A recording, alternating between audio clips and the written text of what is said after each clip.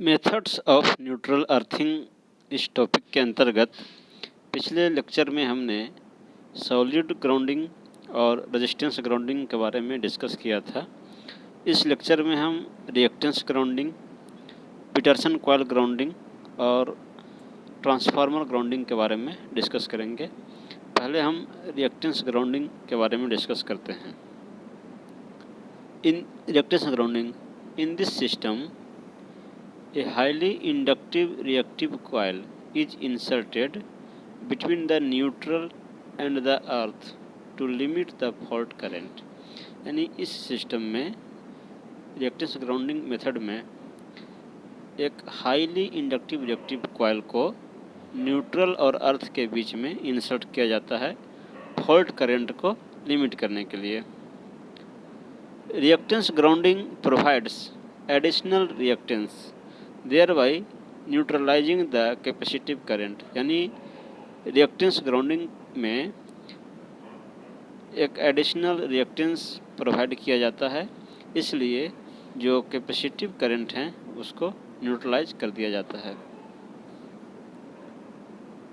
Hence for circuits where high charging currents are involved such as transmission lines, underground cables etc, reactance grounding is provided. तो इसलिए वैसी जगह जहाँ पर कि हाई चार्जिंग करंट होते हैं, फॉर एग्जांपल कुछ ट्रांसमिशन लाइन में, अंडरग्राउंड केबल्स में, तो इन सब जगहों पे जहाँ हाई चार्जिंग करंट होते हैं, हाई कैपेसिटिव करंट्स होते हैं, वहाँ पे रिएक्टेंस ग्राउंडिंग प्रोवाइड किए जाते हैं। यह जो फिगर है ये रिएक्टेंस ग्राउंडिंग को इसमें दिखाया गया है। इसमें जो न्यूट्रल पॉइंट है, न्यूट्रल पॉइंट और ग्राउंड के बीच में एक हाई वैल्यू का रिएक्टेंस कनेक्ट किया जाता है और प्रत्येक फेज और ग्राउंड के बीच में कैपेसिटेंस का भी फॉर्मेशन होता है। तो ये जो कैपेसिटिव करंट्स हैं उसको काफ़ी हद तक ये जो रिएक्टेंस है वो न्यूट्रलाइज करते हैं और फॉल्ट करंट को भी रिड्यूस करते हैं। For reactance earthing it is essential that the magnitude of the earthing fault current should be at least 25% of the three phase fault current.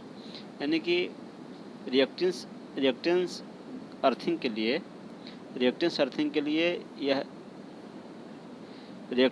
के लिए यह इसेंशियल है कि जो अर्थ फॉल्ट करंट है उसका magnitude three phase fault current का कम से कम 25% होना चाहिए।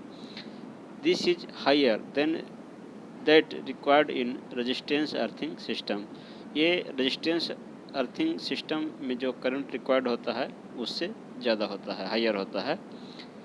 In addition to zero sequence impedance of the power source and faulty phase up to fault point, the fault current is dependent upon the reactance।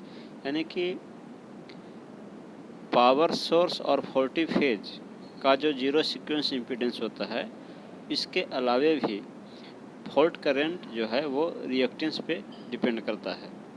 thus by varying the reactance in the earth circuit the magnitude of the fault current can be changed। तो इस प्रकार से reactance के value को vary करके earth circuit में fault current के magnitude को चेंज किया जा सकता है।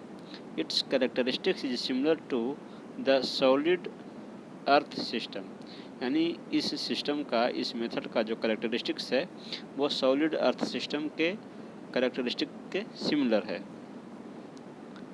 The main characteristics of reactance grounding का जो मेन कैरेक्टरिस्टिक्स है उसमें पहला है कि ground fault current is reduced but it is much larger than capacitive fault current. यानी कि इस मेथड में, रिएक्टेंस ग्राउंडिंग मेथड में, जो ग्राउंड फॉल्ट करंट है वो रिड्यूस हो जाते हैं, लेकिन जो कैपेसिटिव फॉल्ट करंट है उसकी तुलना में यह करंट काफ़ी ज़्यादा होता है।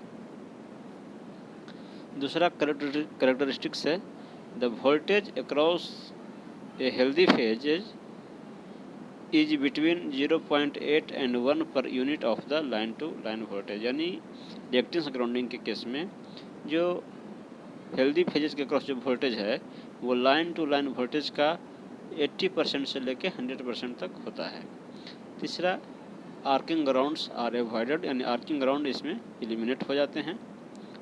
चौथा करेक्टरिस्टिक्स है transient ground faults are converted into controlled current fault. यानी जो ट्रांजिएंट ग्राउंड फॉल्ट है वो कंट्रोल्ड करंट फॉल्ट में कन्वर्ट हो जाते हैं, क्योंकि जो रिएक्टेंस जो होता है वो करंट को, फॉल्ट करंट को कंट्रोल करने का काम करता है। पाँचवा है ground faults relying is simple and satisfactory. यानी कि रिएक्टेंस ग्राउंडिंग में भी ग्राउंड फॉल्ट रिलेइंग जो है, यानी अर्थ फॉल्ट रिले जो है, ये सिंपल है और सेटिस्फैक्ट्री है। छठा है since the ground fault current is reduced the inductive interference with the parallel communication circuit is also reduced. चूँकि न्यूट्रल ग्राउंड के बीच में रिएक्टेंस कनेक्ट होने के कारण फॉल्ट करंट का वैल्यू जो है वो रिड्यूस हो जाता है, इसलिए जो कम्युनिकेशन सर्किट्स हैं पैरेलली जो ऑपरेट चलते हैं तो उसमें जो इंटरफेरेंस है वो भी रिड्यूस हो जाता है। अब हम लोग डिस्कस करते हैं पीटरसन कॉइल ग्राउंडिंग के बारे में। The Petersen coil also known as arc separation coil और ground fault neutraliser is a reactor provided with an iron core connected in the neutral grounding circuit. यानी कि पीटरसन कॉइल, जिसको कि arc separation coil या ground fault neutraliser भी कहा जाता है, एक प्रकार का रिएक्टर है जो कि आयरन कोर से बना होता है। आयरन कोर इसमें प्रोवाइड किया जाता है और न्यूट्रल ग्राउंड सर्किट में इसको कनेक्ट किया जाता है।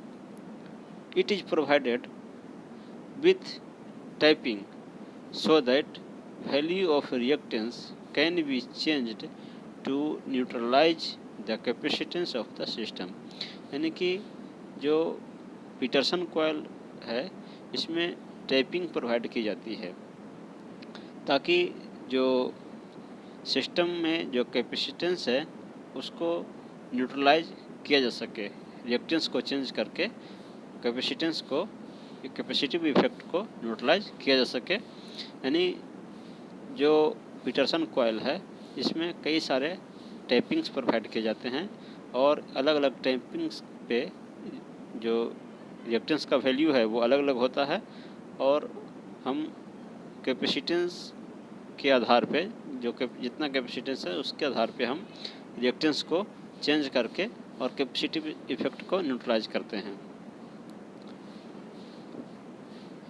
The reactance is selected so that current through the reactor is equal to the line charging current। यानी कि चूँकि रिएक्टेंस में इस कॉइल में, पीटरसन कॉइल में टैपिंग प्रोवाइड की जाती है तो इसलिए उस टैपिंग का सिलेक्शन, यानी रिएक्टेंस का सिलेक्शन इस प्रकार से किया जाता है ताकि जो लाइन चार्जिंग करंट है, यानी जो कैपेसिटिव करंट है, उसको वो जो है आपका रिएक्टेंस के, इंडक्टिव रिएक्टेंस के इक्वल हो जाए। The reactance balance the system ground capacitance so that resultant ground fault current is practically zero. यानी कि इस प्रकार से जो कैपेसिटेंस है और जो इंडक्टिव रिएक्टेंस है ये एक दूसरे को बैलेंस करते हैं और इसलिए जो ग्राउंड फॉल्ट करंट है, जो रिजल्टेंट ग्राउंड फॉल्ट करंट है वो प्रैक्टिकली जीरो हो जाता है। This method is also known as resonant grounding, और इस मेथड को रिजोनेंट ग्राउंडिंग भी कहा जाता है चूँकि जो इंडक्टिव रिएक्टेंस है और जो कैपेसिटिव रिएक्टेंस है ये दोनों इसमें इक्वल होते हैं, इक्वल किया जाता है। कॉइल का, पीटरसन कॉइल का रिएक्टेंस को प्रॉपरली सिलेक्ट करके इसको इक्वल किया जाता है, इसलिए इसको रिजोनेंट ग्राउंडिंग भी कहा जाता है। ये जो फिगर है आपका पीटरसन कॉइल का को इसमें दिखाया गया है, जो न्यूट्रल है, स्टार पॉइंट है और जो ग्राउंड है, इसके बीच में जो कॉइल कनेक्टेड है, तो चूँकि इस कॉइल में कई सारे टैपिंग प्रोवाइड की जाती है जिसको कि हम आवश्यकता अनुसार टैपिंग को चेंज कर सकते हैं। इसी को पीटरसन कॉइल कहा जाता है और इस मेथड को पीटरसन कॉइल ग्राउंडिंग कहा जाता है। प्रत्येक फेज जो है वो ग्राउंड के साथ कैपेसिटेंस का फॉर्मेशन करते हैं और जो कैपेसिटिव रिएक्टेंस होता है और जो इंडक्टिव रिएक्टेंस है कॉइल का, इसको प्रॉपरली सिलेक्ट करके इसको इक्वल रखा जाता है ताकि फॉल्ट करंट को न्यूट्रलाइज किया जा सके। अब हम लोग डिस्कस करते हैं grounding transformer. If a neutral point is required और not available as in case of delta connection and bus bar point, an earthing transformer that is zigzag transformer is used to obtain neutral।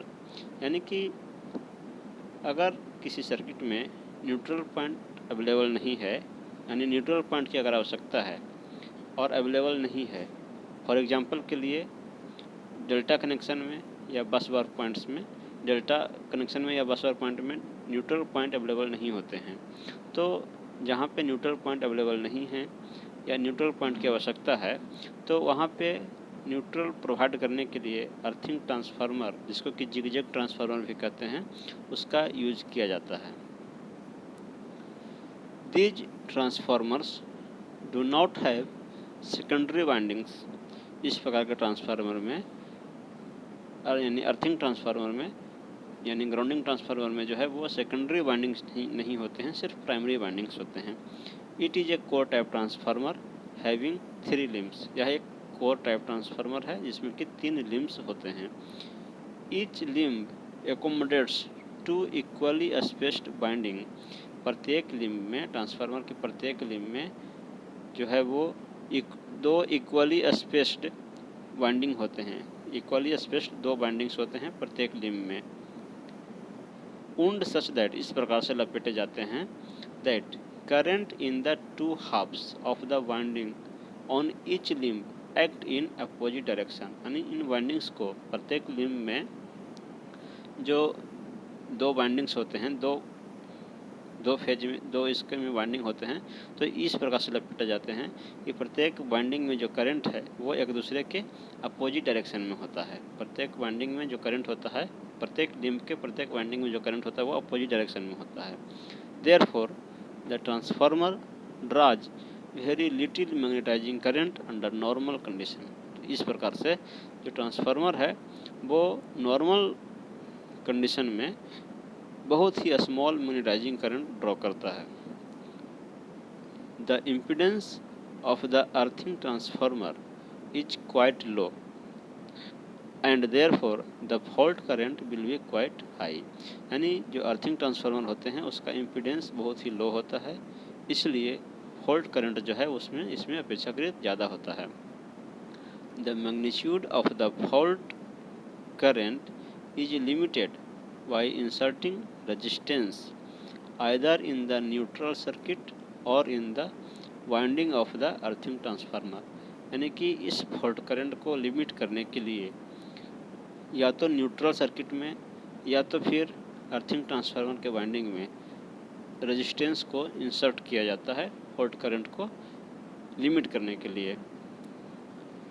ये आपका जो figure है ये earthing transformer को represent कर रहा है।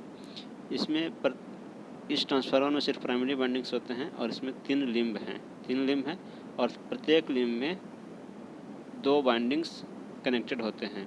प्रत्येक लिम्ब में 2 वाइंडिंग कनेक्टेड होते हैं और ये दोनों वाइंडिंग जो है इस प्रकार से कनेक्टेड होते हैं ताकि इनमें जो करंट का डायरेक्शन है प्रत्येक वाइंडिंग्स में, प्रत्येक लिम्ब के प्रत्येक वाइंडिंग में जो करंट का डायरेक्शन है वो अपोजिट होता है।